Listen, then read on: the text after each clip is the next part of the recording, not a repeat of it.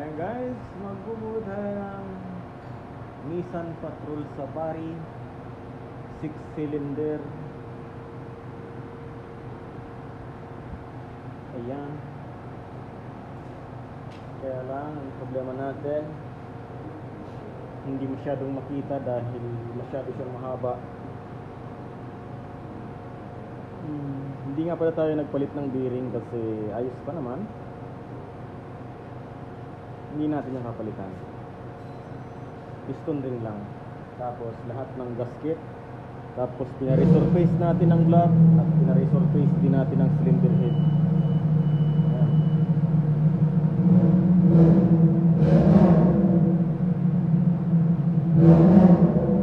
Okay. 1, 2, 3, 4. Number 4. Ayan. Na niya, yung butas na yun, doon yung nakatapat.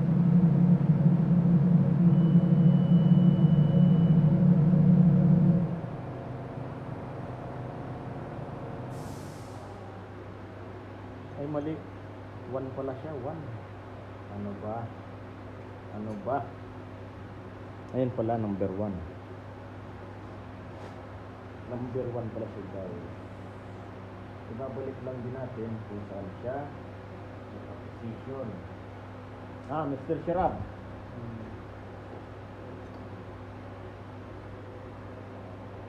Pangalawa.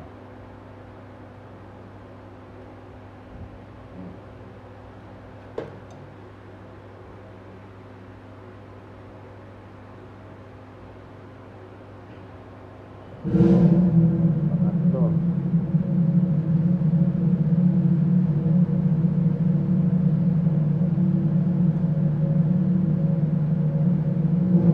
Pangapat.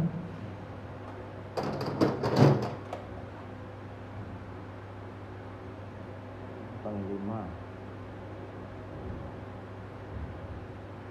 Ang pang-anim niya guys, kasama ang kanyang side truss. Okay.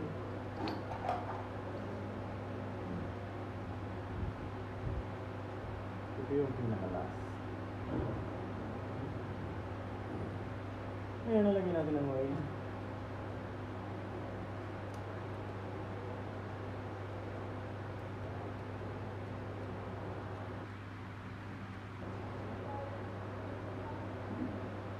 Okay.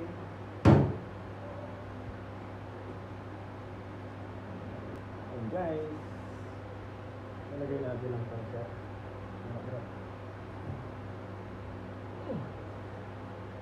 Masyadong mabigat.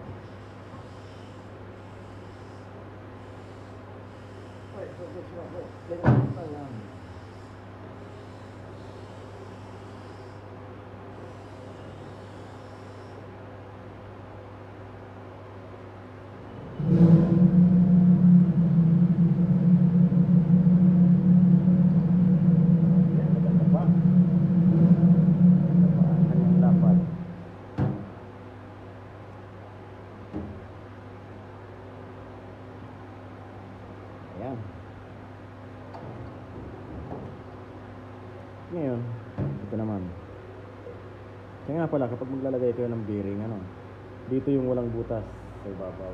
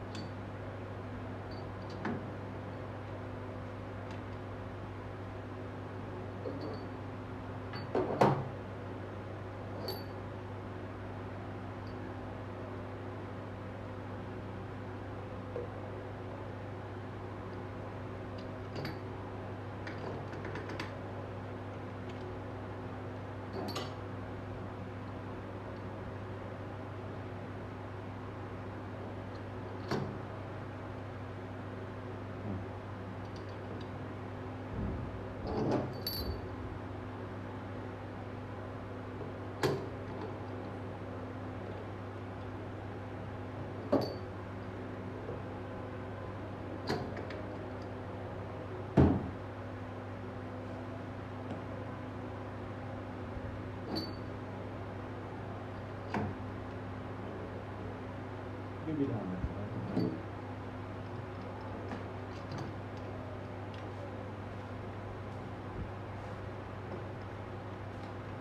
bago nyo pukpukin, kailangan ikabit nyo muna ang tornilyo para pantay. Okay.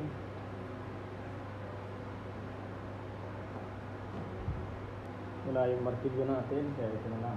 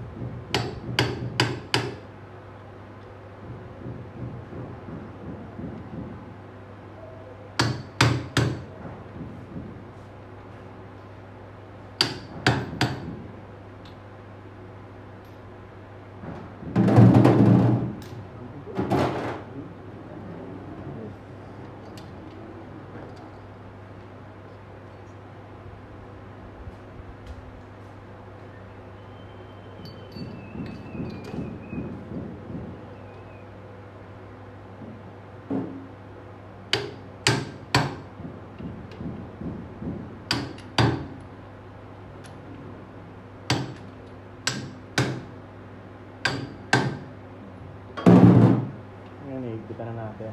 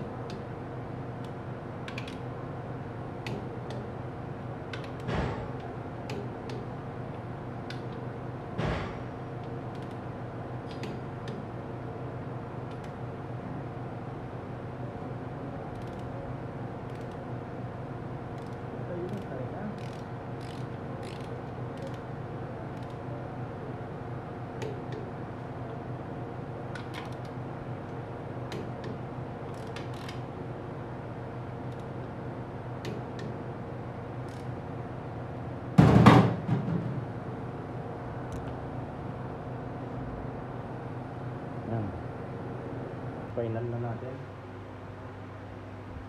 kasi napakalambot lang naman. Nagagawa na natin ang final.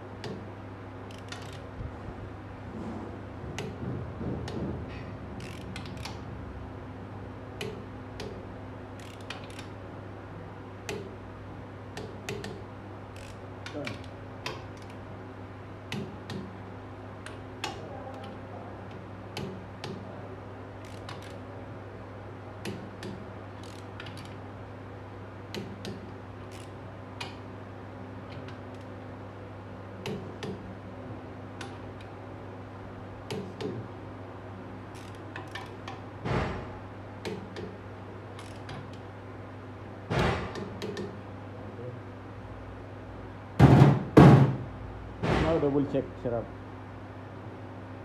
Yan, nalagay ko na yung oil seal. Naghihintay na lang tayo ng piston rin, guys. Maglalagay na tayo ng piston. Maglalagay tayo ng timing, lahat-lahat. Pati ang cylinder head. Ayan.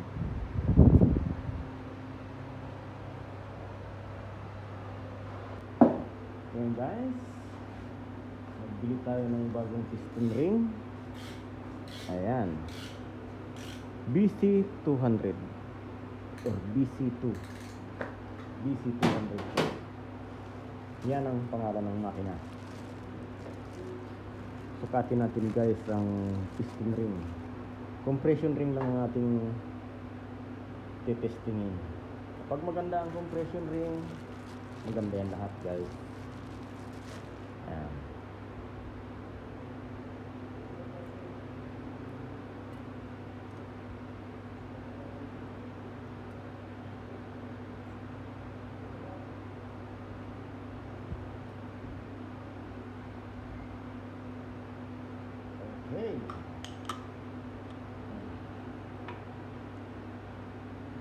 pina-resurface natin yung block. At kapag nagpa-resurface kayo ng block guys, huwag nyong kakalimutan isama nyo ang oil pump. Dahil kapag hindi nyo yan sinama, mag-overheat ang inyong sasakyan. Mag-overheat ang inyong sasakyan. Ayan. Okay. Ayos pa naman siya guys. Ang ganda pa. Ayan. Bukas, ikakabit natin ang mga piston. Wala na kasi tayong oras ngayon eh. Gabi na eh. Uwian na. Ayan guys. Ipapasok na natin yung piston. Palaging nandun to sa parting kanan. Tapos ito yung pangunahan. Kaya lang medyo mahirap-hirap itong anuhin, pasukin dahil hindi inimbudo ng machine shop yung sleeve.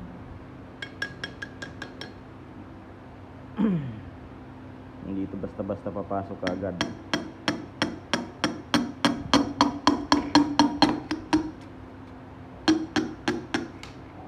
Ayan guys. Kaya ganito ang ginamit ko yung matigas para diretso siya.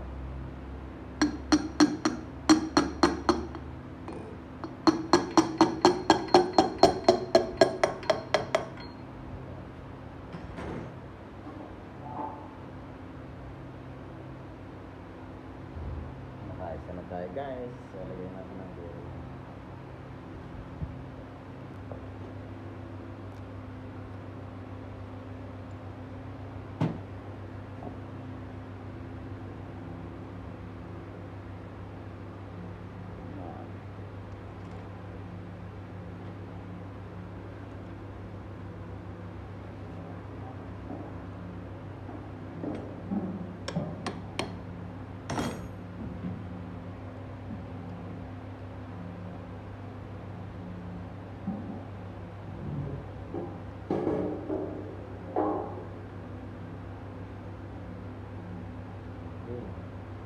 Nakikita nyo rin ito.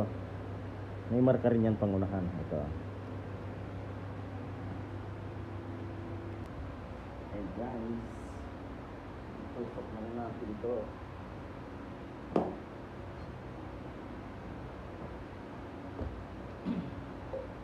Ayan. Bigilin natin para kitang-kita.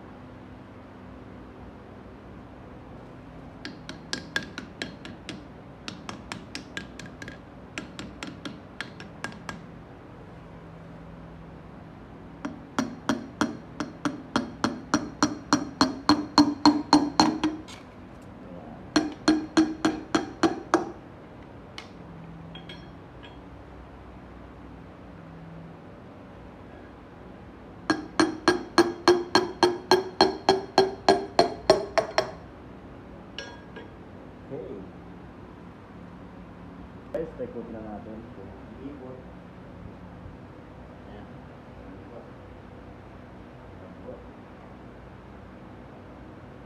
Ayan. Ayan. 2-in-4 tayo. 2-in-4 piston tayo guys. Ayan guys. Number 2 naman tayo kasi nakikabit na natin yung 1 and 6.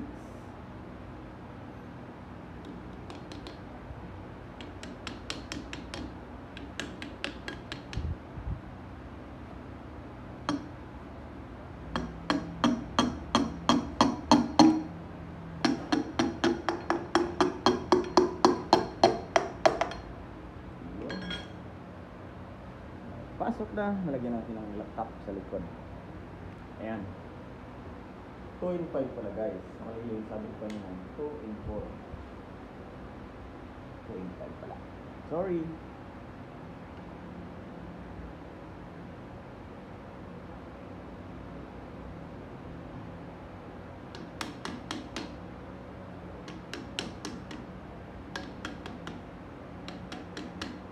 Ito, to, kaya pinutol ko to guys dahil ginagamit ko to sa isang transmission.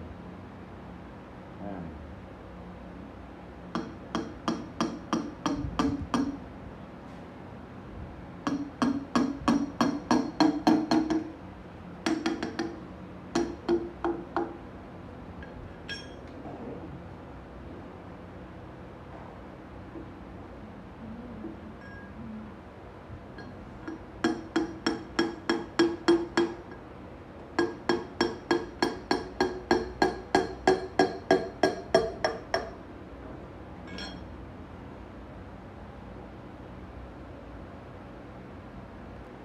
Guys, ikot natin kung malambot pa rin. Malambot pa rin. Ayun, dyan na tayo sa 3 and 4. Okay, 3 and 4 piston. And guys, dito na tayo sa number 3. Kung sabihin nyo hindi tayo naglalangis sa bearing, nilalagyan ko ng langis guys bago natin sinasampa. Okay? Laro na dun sa front shop. I-Englishin ko sana yung ating tutorial, kaya lang nakakahiya at baka sabihin mali ang aking grammar, baka sabihin ng ating mga kababayan pa-English ka pa niya, mali naman sa grammar. Kaya yung ganun. Kaya mas mabuti pa Tagalog na lang natin. Pero wala akong views sa Pilipinas.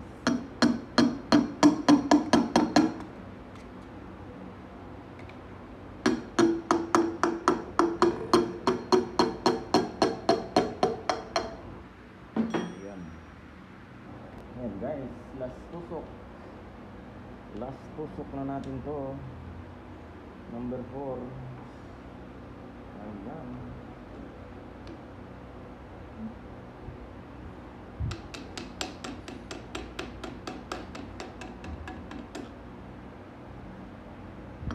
Huwag yung bibiglain na ganun, pangit yun, dahan-dahan lang. Kasi yung binibigla na ganun, puputulan ng piston mo.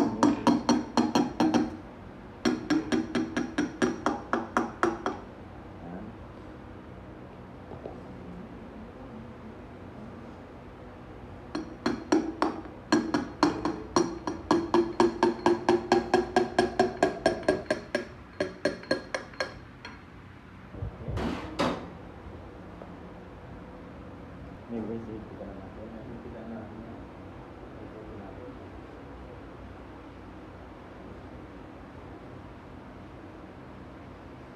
Okay. Higpit na yan guys. Maglalagay na tayo ng timing chain sa crankshaft. Yan guys. Maglalagay tayo ng timing sprocket.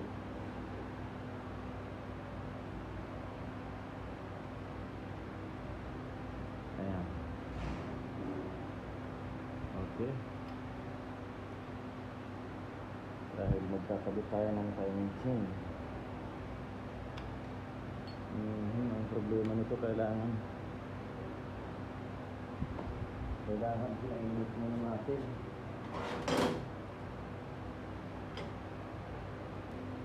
Yan, ininit natin ng kaunti guys. Pindutin na lang natin ng ayan, medyo mainit-init yan.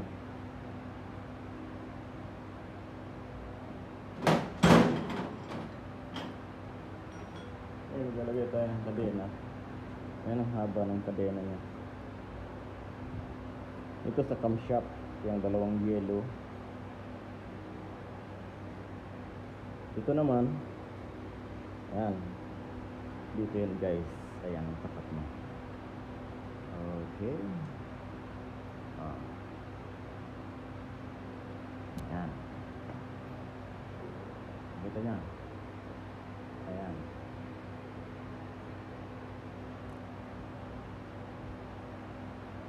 Ayan. Lagyan natin ng damper. Tapos sasaraduhan natin ng oil pump.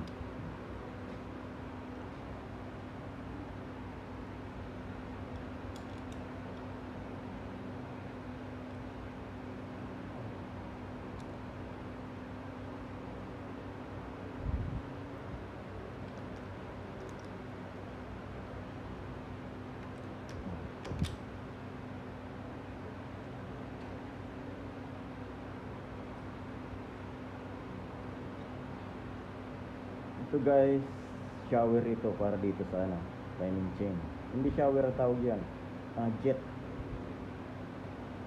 Timing chain o jet.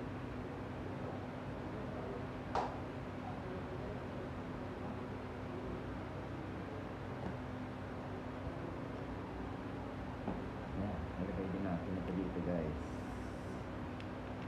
Dahil pagkabit natin ang timing chain ng cylinder head, buo na yung baba.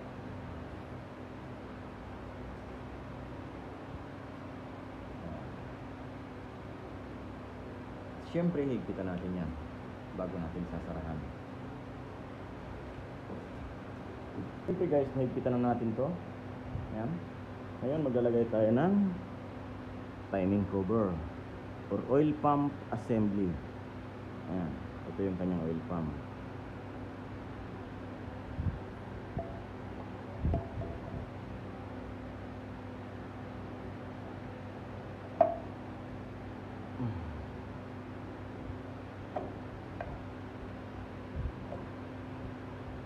Ayan, pinarati na po.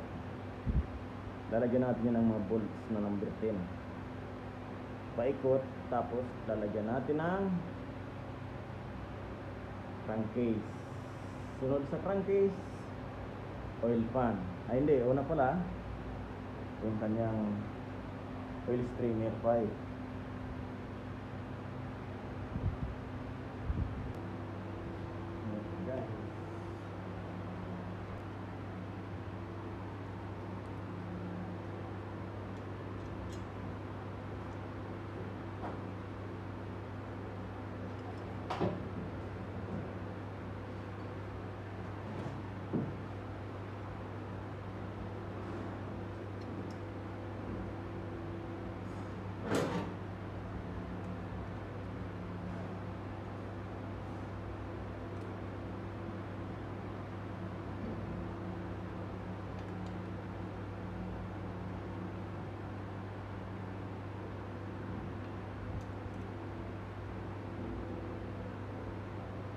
Hihigpitan lang natin yan.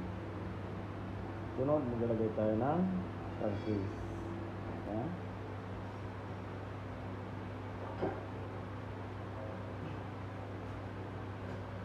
Siyempre, sinilikom natin guys. Nandito na.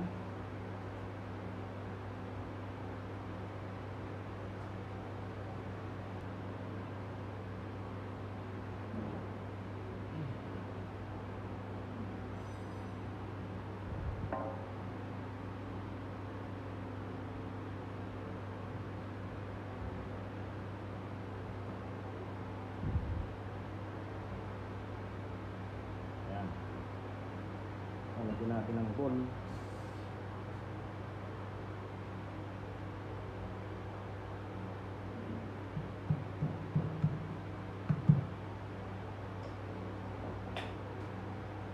Yan, dito ko naman guys.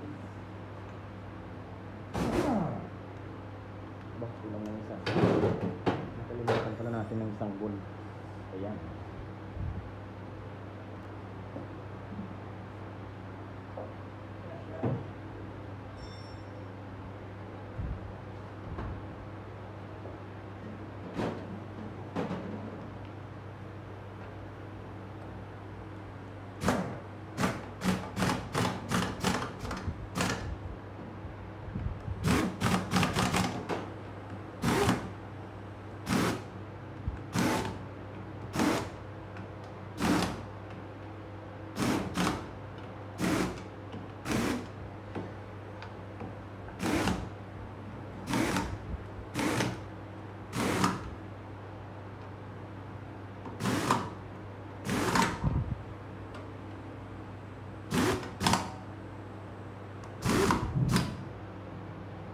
guys. Mamaya maglalagay na tayo ng cylinder head. Pagkatapos ng oil pan.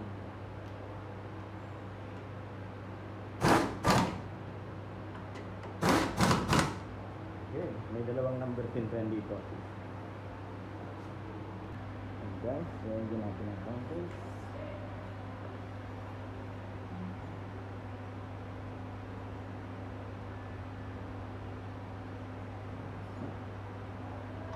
Siyempre, ilagay natin itong guys.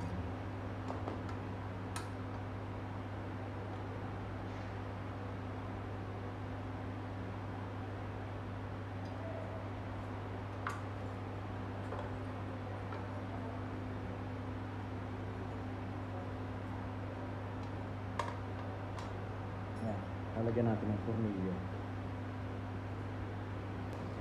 Siyempre, ilagyan natin guys ng gasket. Kasi kung nilagyan natin ng manipis na silicone, patugtungan kasi yun eh. Yan ang kadalasan tumutulo. Bago. Brand new.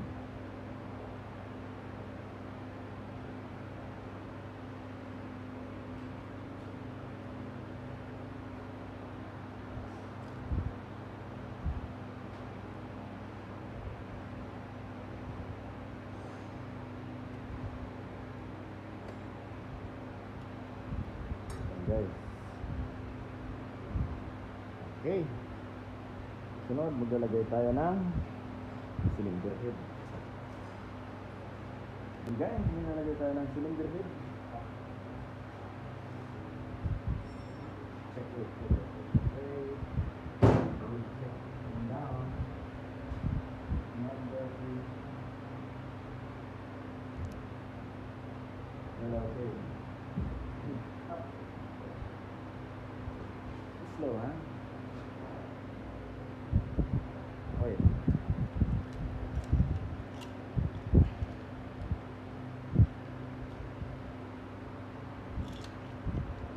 Nyala siya. Wait, wait. Come down, slow. Wait, ha? Hold.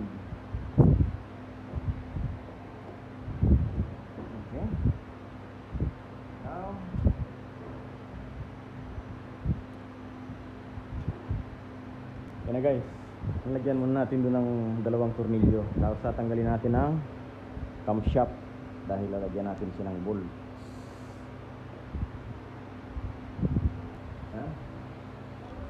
Natanggal na natin yung camshaft. Dito na tayo. Lagyan na tayo ng tornilyo.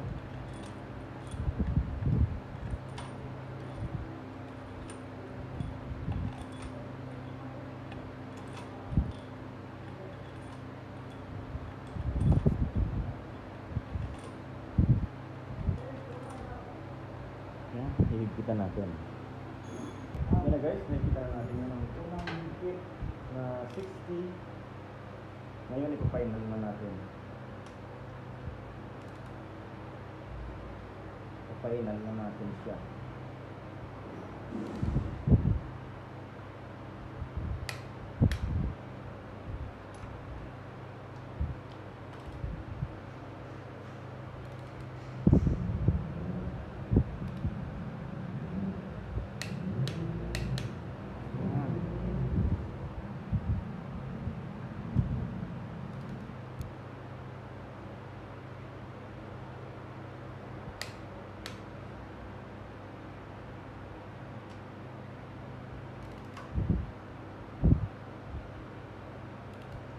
$120 guys, Newton meter. Nakikita natin dyan.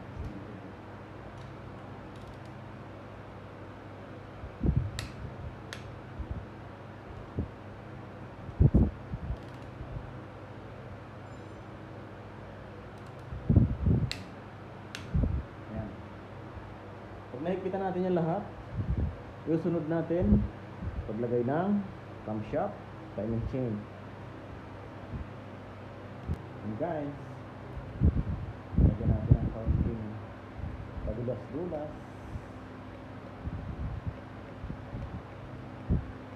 para hindi tayo maputulan ng camshaft.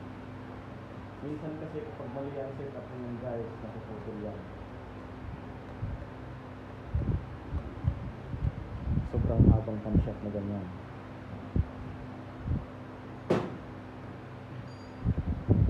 Kailangan kung saan yung tukod na balbula or pag sinet up mo ng ganyan, kung saan yung tukod, doon tao ng higpit ng dahan-dahan. Ayan. Dito nalagyan mo kagad.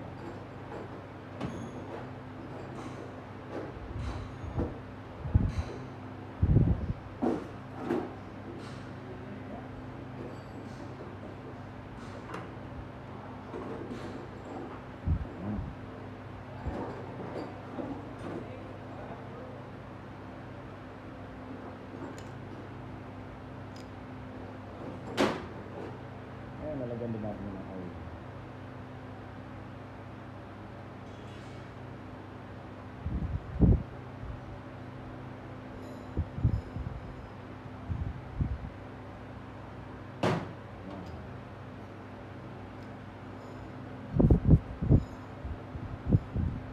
Huwag nyo itong mababaliktad ng ganyan, papasok din yan pero baliktad yun. Dapat ganito guys, ha? Ayan, okay. Yung oil na supply papunta sa kanyang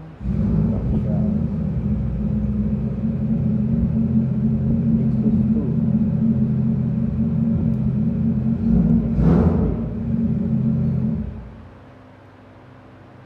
exhaust 4. Lagyan natin kasi higpitan natin mamaya. Okay guys, may timing na natin. Tignan nyo ha, ang exhaust sa intake, ganyan ang forma niyan. Pagdating naman dito sa exhaust camshaft, ay sa intake camshaft, ayan, yan ang timing mark. Pagdating naman sa exhaust guys, ito rin. Okay, yan ang kanyang timing. Sa crankshaft, nandito guys, ayan. Okay.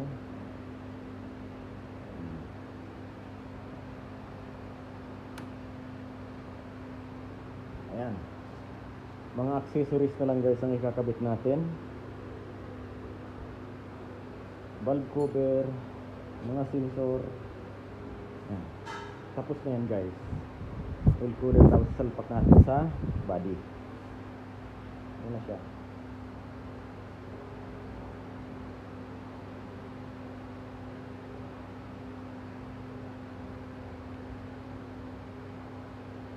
Ito na nga pala guys yung ating makina, buo na. Yung 6-cylinder na Nissan Patrol Safari. Ikakabit na lang natin yun guys. Ayan. Buo na yan.